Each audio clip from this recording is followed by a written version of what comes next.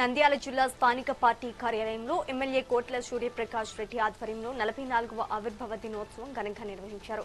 ఎన్టీఆర్ చిత్రపటానికి పూలమాల వేసి నివాళులర్పించారు. ఈ సందర్భంగా త్వరలోనే నియోజకవర్గ ప్రజల కోరిక మేరకు డోన్ను కర్నూలు జిల్లా పార్లమెంట్లో కలపనున్నారని ఎమ్మెల్యే కోట్ల సూర్యప్రకాష్ రెడ్డి స్పష్టం చేశారు.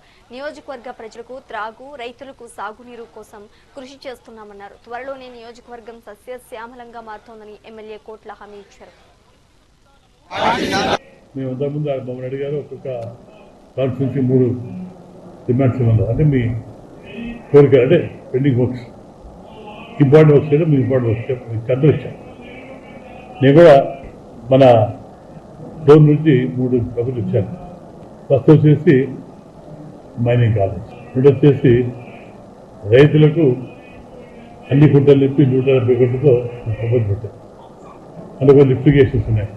ఆవిడ వచ్చేసి రింగ్ రోడ్ 170 కోట్లతో రోడ్, అది కూడా దాన్ని ఎగ్జామ్ చేసి తొందరగా దాంతో పాటు పంచాయతీ రోడ్స్ అడిగా, కొన్ని సిమెంట్ రోడ్గా మా సభలో తప్పకుండా స్పందిస్తారు. ఒకసారి మైనింగ్ కారణం ప్రపోజ్ పెట్టాం. రామోత్సవం నాకు ముందు శాంక్షన్ అవుతుంది. లేదా పీపీ మోడల్లో 2 అడిగాను. గవర్నమెంట్ కానీ పీపీ మోడల్ కానీ ఏమని అడిగాను, అది కూడా స్పందించారు. తప్పకుండా అవుతుంది.